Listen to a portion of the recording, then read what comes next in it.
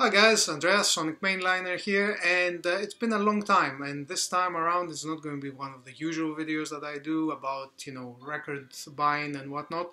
It's more about taking care of your records. And this video has been prompted by two things. One is watching a series of videos by a channel called Pursuit of Perfect System, a guy called Terry, who is, he's an audiophile. He does audiophile reviews and equipment reviews and whatnot. And my understanding is that he has been digital most of his life. And he's probably around my age, maybe a little bit younger, I don't know. And he recently got into vinyl. And I've been following his videos about him trying to make records sound clean as possible. Because my guess is, and I don't think that it's explicit in his videos, but my guess is that coming from digital, he is a bit annoyed about the clicks and pops and the noise that you get with records. And I've written a comment on his video saying that, look, mate, you have to embrace it. It's not a bug, it's a feature. But he keeps on going at it, like cleaning and removing static and whatnot. And so, I want to share my knowledge, well, my experience basically, with anybody that is coming into it or is into records currently, and how to deal with, taking care of your records basically. And the second one is about cleaning records. And how do I go about doing that? So let's start off with item number one, which is taking care of records. Now, 30 years ago, I bought a Riga Planar 3, I think. Yeah, Riga Planar 3, which I still have back in Greece. And in there, there are instructions, right? And it's like, oh, taking care of your records. And one of the things that it said there is that don't use any kind of liquid, don't use anything, because the best way to clean a record is by playing it. There is nothing that can dig into the groove better than the actual record needle. And this makes sense. And ever since then, because before that I used to clean records and put liquids and all sorts of stuff on them, I just, what I did is I took the record, I made sure that I didn't touch the grooves, never touch the grooves, and just use an anti-static brush on it so that you can take any kind of, debris, dust or whatever the case may be on top of the record, and just play it. And that's it. I mean, you can have something like this. This is what I use on a daily basis. And I put the record on, open up the brush. I don't know if this is the best brush in the world. It's a good brush. It does the thing that it says on the tin. I just do a once off, and then just close it up. Also, if there's dust and whatnot, don't clean the brush with your hand, because it's the same thing as touching the grooves of the record. Just do a little bit of do this so that it cleans off any kind of debris, and that should be pretty much it. You don't need anything more than that on a daily basis. Make sure that, as I said, don't touch the grooves, put the record on, do once with the brush, play it, do once with the brush again. If you need to, put it back in the sleeve, and you're good. You don't need anything else. Most records, 99% of records, would be fine. Yes, there will be some clicks and pops, but as I said earlier, it's part of, I don't want to say the charm, it's part of the experience. You will always get a click and a pop. It will always be something there, even if it's like a super clean, it's a new record. The only records, I have some records that are really quiet, but they're very far and few in between, and the chances are of finding a super clean record that actually sounds clean after many plays is very rare, very rare. I mean, the only records that I can think of that are super clean sounding are like really old records, American records, like from the 50s and 60s, that were like bomb-proof, really. They cannot be destroyed. And they just have some kind of the pressing, I don't know what it is, but they sound super clean.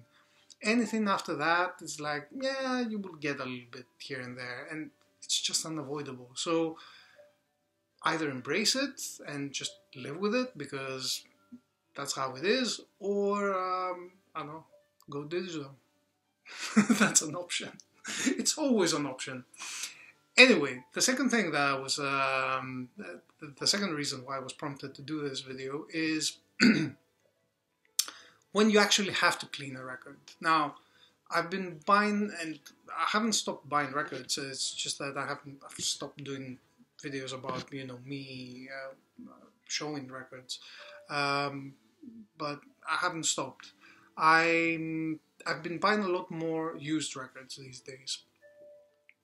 And buying used, the same thing that I said earlier applies. Most of the records are fine.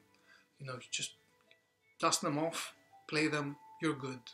Everything should sound good. There are some records that don't fall under this category, unfortunately. And I got one, I used one, that fell under the category that, oh my god, I need a shower, kind of thing. And it's this one. Now, this is very ordinary kind of record. This is an original 1977, I think. Yeah, 1977. That's when this record was released. An original UK version of Rumours. Like, you know, I don't need to introduce you to this record. It's an amazing record, blah, blah, blah, da, da, da. You know everything to know about it.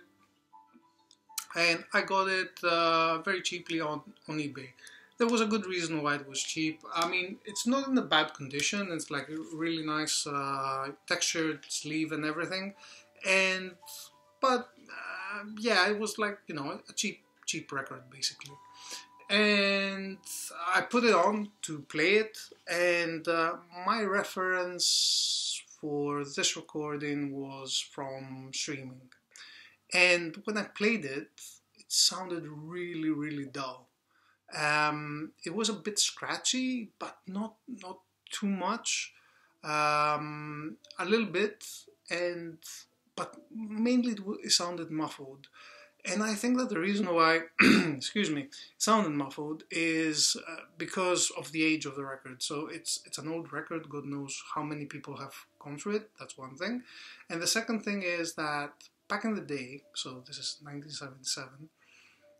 Back in the day, if you remember, I do, the way of taking care of records was having that velvet brush for records, and there would be these kinds of odd looking, you know, I don't know what they had in them, and you put a liquid on it, and then you would brush the record. So that was the way to clean records back in the day, which obviously did nothing. And based on the logic of Riga, it actually did a worse job than just not doing anything at all. And I believe it, because there were no bristles, right? It didn't have this, so nothing penetrated to the groove and into the groove. And basically what you did, you smeared liquid across the surface, which may go into the groove and then cake any kind of debris into the groove. So that's what happened with this record. And yeah, it was a cheap record. I could, you know, buy a different copy, maybe pay a little bit more and get a better conditioned one. It wasn't in bad condition, but as I said, it sounded really muffled and just didn't sound good. It's like, that's not the experience that I was expecting. I mean, I have a good system, and I would expect it to sound better than digital, but it sounded like really crappy. So I made it my quest to actually clean this record and make it sound good. And I want to share my experience of doing this, and the results that I've achieved and the methodology so that you can replicate it if you wish to do so. So basically just brushing, using a brush with this record would not do, because as I said, most likely what has happened is that the dirt has caked into the grooves, which made it really made it sound muffled. So I needed some kind of liquid. Now I've got through like a lot of posts and videos online to see how other people do these kinds of things, and what I found is that you need to have some kind of the best way of going about it is distilled water, isopropyl alcohol, and some kind of surfactant, which some people use some specialist stuff like for photography. And basically what the surfactant does is that it breaks up surface tension on the liquid, the distilled water basically, and isopropyl alcohol, so that it can penetrate into the groove, because the groove is so small. When you look at a record at an angle in light, you can see that it does this prismatic thing, and that is because the grooves are so small that makes the light diffract. So it's like nanometers. It's like less than the hair's length, width, basically, not length. Length can be really lengthy. So it's really small, and you know, even these kinds of like bristles will not be able to penetrate it necessarily. So you need some kind of surfactant to when the liquid is on the record, then it can actually spread into the grooves. So that's why you use that. I've read about some specialist surfactants that are very expensive, and you know, it's like, but everything else is quite cheap to find. Like distilled water, easy to find. Isopropyl alcohol, easy to find. But the surfactant is a little bit, I don't know, I won't buy a small bottle for £30 or whatever. It's like, and I won't be using it that often. So what I ended up doing is I bought this liquid. So this is from Spincare, so they're specialists. Apparently this says that it can clean 50 records.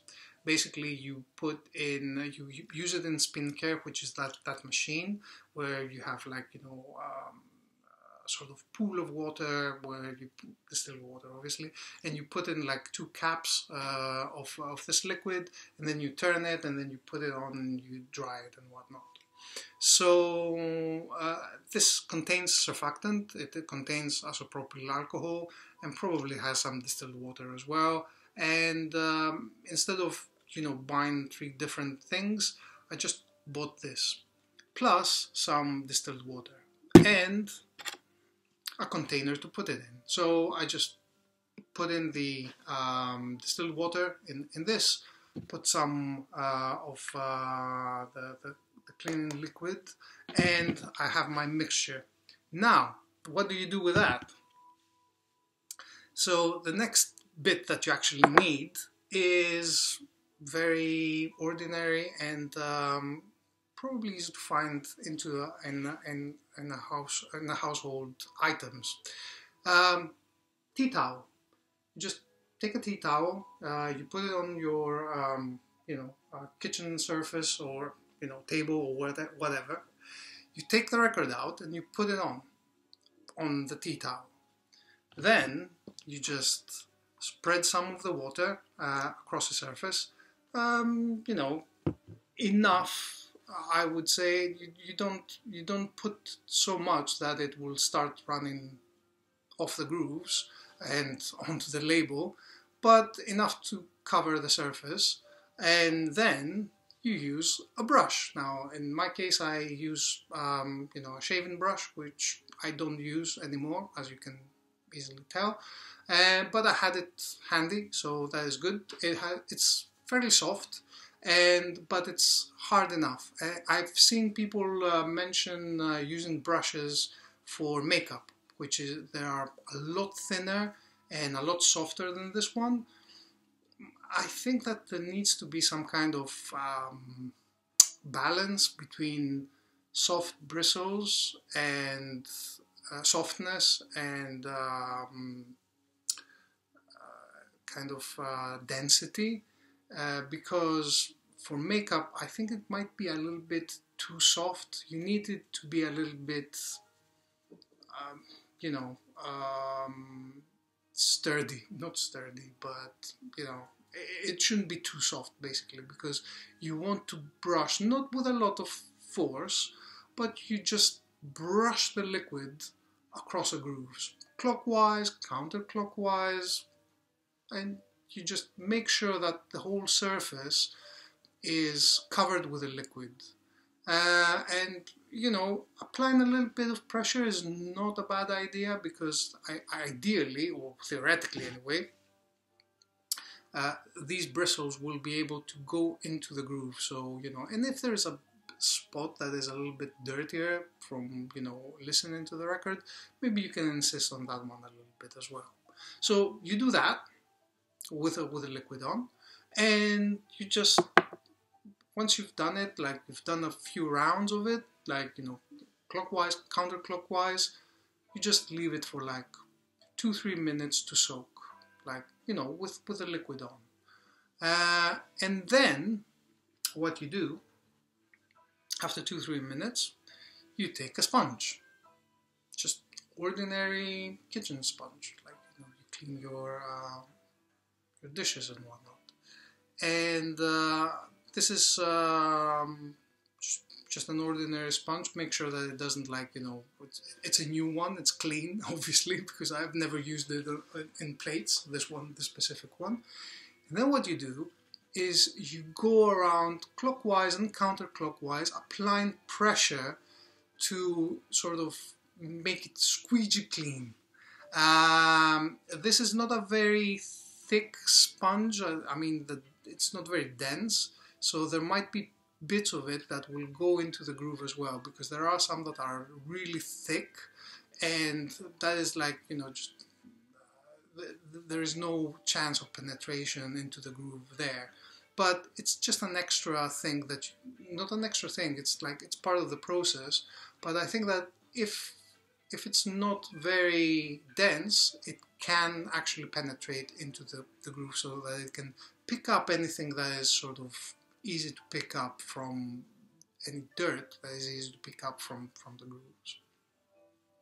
So you do that, and basically you dry it up a little bit. And apply pressure, as I said. Don't be afraid, because nothing will happen. It won't scratch the record, and I will show you the results as well if you don't believe me. Finally, once you've done that, then you take a microfiber cloth. Again, you know, household item, nothing special, and you just dry up the surface. Now, you might say that, all right, you know what, this is nothing really new. I mean, you know, it's not fantastic. What does make a difference, however, is that most people clean the records, like, you know, if you have like a nitty-gritty or whatever, you know, you put it on and then you put it to dry, because you've done both sides. With this method, you've done side 1 or side 2, and now it's completely dry on one side, and it's semi-dry on the side that you cleaned.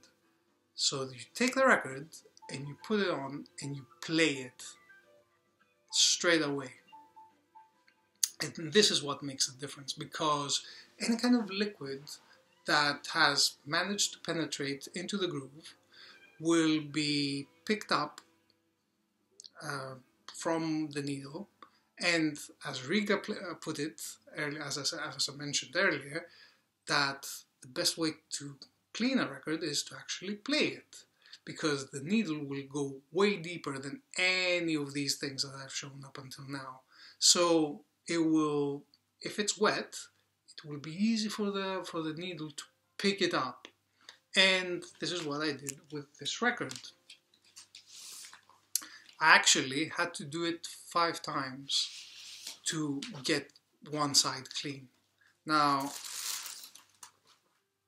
what happens, and I want to show you the record itself. So I've done the sponge method. As you can see, it's perfectly fine and shiny. It doesn't make it dull in any kind of way. And this is probably the cleanest record I have, because as I said, I've done it 5 times. So I placed it on the record player, I played it, and what happened was that the first time I played it, for every song, at the end of every song, there would be dirt in the needle. So I had to stop, clean it up with a brush like this. Like this. I don't know if you can see it. There you go. With a brush like this for the needle to take the dirt off and carry on playing, so that it would pick up the rest of the dirt from the rest of the side. And I had to stop for every song. When I did it again, it would be every other song. And when I did it again, it would still be every other song that, you know, there would be dirt accumulated on, which means that it basically, it dug it out of the groove. And this record now sounds great. And you can actually, it's not just clicks and pops, because you still get them. I mean, they're still there, and they can be random as well. So it's not like it became like a CD or anything, because a record will never be like a CD. It will never be that quiet. But it brightened up the sound, and it did remove some audible scratching, basically. So, you know, radially spread dirt effectively. Unfortunately, this record has a few scratches that you cannot do anything about scratches, but you can deal with dirt, and it sounds great. I can tell you that. Yes, it sounds like a used record, like an old record, but it is an old record. It's from 1977. As I said, it wasn't like a mint condition one. It was one of those that are like VG, and you know, it sounds fantastic. So try it out. Let me know what you think. Let me know if you had any good results. As I said, I've used this liquid. This might not be the perfect liquid. I just found it convenient, and it was cheap enough to, you know, give it a go. There's a lot of resources out there telling you about very specific and specialized surfactants.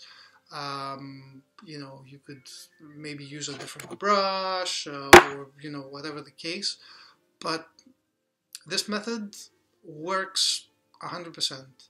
And this record is, as I said, it took five plays per side to get it clean. So imagine how much caking was taking place.